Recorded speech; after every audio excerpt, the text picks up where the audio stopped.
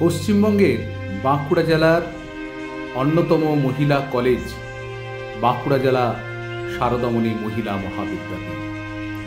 এই কলেজের ভূগোল বিভাগ থেকে প্রতি বছরের মতোই জিওগ্রাফিক্যাল এক্সকারশনে ছাত্রীদেরকে নিয়ে ভারতবর্ষের বিভিন্ন প্রান্তে যাওয়া হয়। এবারে আমাদের যে ডেস্টিনেশন ছিল মুম্বাই এবং গোয়া।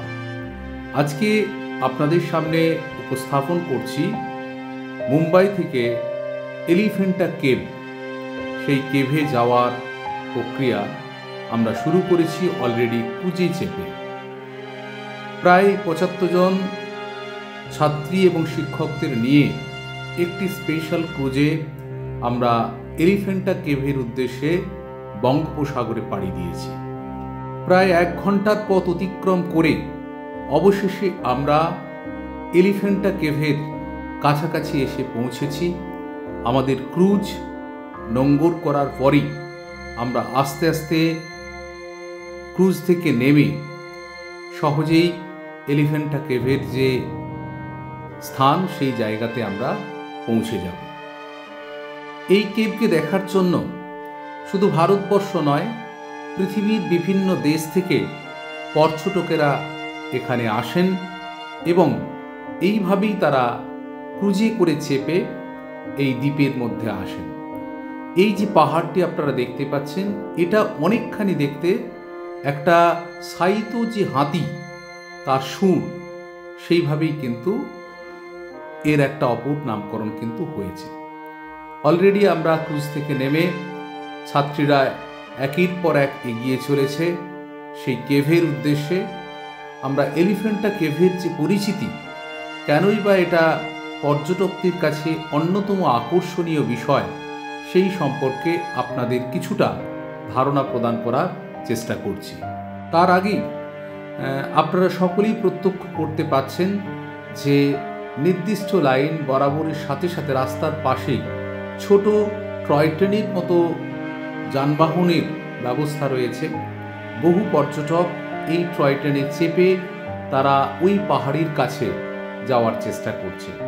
আমরা সকলেই কিন্তু হেঁটে সেখানে গেলাম এবং সেখানে প্রবেশ পথের কাছাকাছি গিয়ে টিকিট সংগ্রহ করার পর আমরা আস্তে আস্তে পাহাড়ের যে উঁচু ধাপ, সিঁড়ির মধ্য দিয়ে সেখানে ওঠার পরস্পর চেষ্টা করতে শুরু করলাম। কারণ আমাদের মেইন উদ্দেশ্য হচ্ছে এলিফ্যান্টা কেভের যে ঐতিহাসিক গুরুত্ব বা সেখানকার কি ভূমিরূপে স্ট্রাকচার, সেই জায়গাটা আমরা ওঠার চেষ্টা করেছি। একেবারে টপের কাছে এসেছি। এলিফ্যান্টা কেভ সম্পর্কিত বিভিন্ন তথ্য এখানে লিপিবদ্ধ করা রয়েছে, সেগুলিকে আমরা সহজেই প্রত্যক্ষ করার চেষ্টা করছি এবং বেশ কিছু বিষয়কে জানার আগ্রহ আমরা নিয়ে এগিয়ে এসেছি। এটা হচ্ছে সাধারণত এলিফ্যান্টা কেভের যে মেন চিত্র, অর্থাৎ গ্রাফিক্যাল যে ডিজাইন, সেই ডিজাইন এখানে প্রত্যক্ষ করা হয়েছে। দূর থেকে আপনারা দেখতে পাচ্ছেন কেভের ভেতরে সেখানে বিভিন্ন ধরনের মূর্তি, খোদাই করা মূর্তি সেখানে কিন্তু স্থাপিত রয়েছে। বিশেষ করে এলিফ্যান্টা প্রাচীনতম ঐতিহাসিক উল্লেখযোগ্য জায়গা, যা খরাপুরী নামে পরিচিত। সংস্কৃত অগ্রহপুরী ব্রাহ্মণদের ধর্মীয় উদ্দেশ্য দান করা কৃষিজমির একটি বন্দোবস্ত। চালুক্য রাজা দ্বিতীয় পুলকেশী আনুমানিক ৬১১ থেকে ৬৪২ খ্রিস্টাব্দে এর একটি শিলালিপিতে তার নিদর্শন পাওয়া যায়। এই শিলালিপিটি পুরীকে পশ্চিম মহাসাগরের সম্পদের দেবী হিসাবে বর্ণনা করা হয়, যা তিনি মৌর্যদের কাছ থেকে ছিনিয়ে নিয়েছিলেন। প্রমাণ পাওয়া যায় যে এটি একটি মৌর্যের রাজধানী ছিল, যা খ্রিস্টীয় ৪র্থ থেকে ৭ম শতাব্দী পর্যন্ত এই পশ্চিম উপকূল শাসন করেছিল। এই প্রাচীন স্থানটি রোমানদের জন্য একটি স্টপ ওভার ছিল বলে মনে করা হয়। আরব ও পারস্য ব্যবসায়ীরা পরবর্তীকালে ইউরোপীয় বণিকরা যারা কল্যাণ থেকে দাক্ষিণাত্যেও প্রবেশ করেছিল, এটি উল্লেখযোগ্য যে অবতরণ স্থানগুলির মধ্যে এটি এখনও মোরা বন্দর অর্থাৎ মৌর্যদের বন্দর নামে পরিচিত রয়েছে।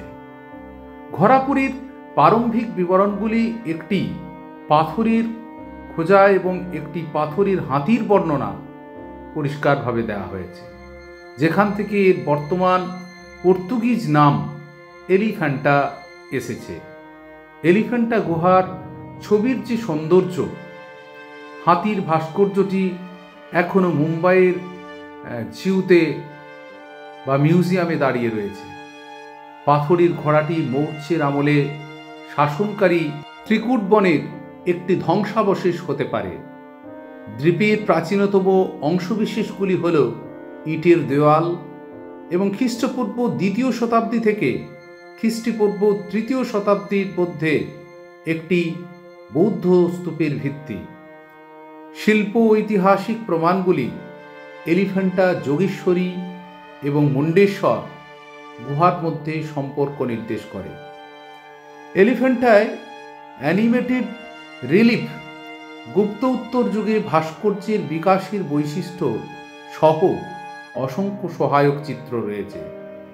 তাদের জটিল রূপ এবং মূর্তিও 6ষ্ঠ শতাব্দীতে ভাস্কর্য ও স্থাপত্যের বৈশিষ্ট্য। ভাস্কর্যগুলি পরবর্তী শতাব্দীতে মন্দিরের দেওয়ালে উৎকীর্ণ খোদাইয়ের অগ্রদূত। ছবি এবং শিলালিপি সহ দ্বীপ থেকে পাওয়া তথ্যগুলি দেখায় যে এলিফ্যান্টা পরবর্তী শতাব্দীতেও একটি গুরুত্বপূর্ণ ধর্মীয় কেন্দ্র ছিল। এলিফ্যান্টায় ভাস্কর্যের প্রধান চাবিকাঠি প্রধান হলের মধ্যে রাবানু গুহু শ্রীব, পাশার খেলা, অর্ধনারীশ্বর, সদাশিব, গঙ্গাধারা শিব, কল্যাণ সুন্দর শিব প্রভৃতি শিবের মূর্তি রয়েছে।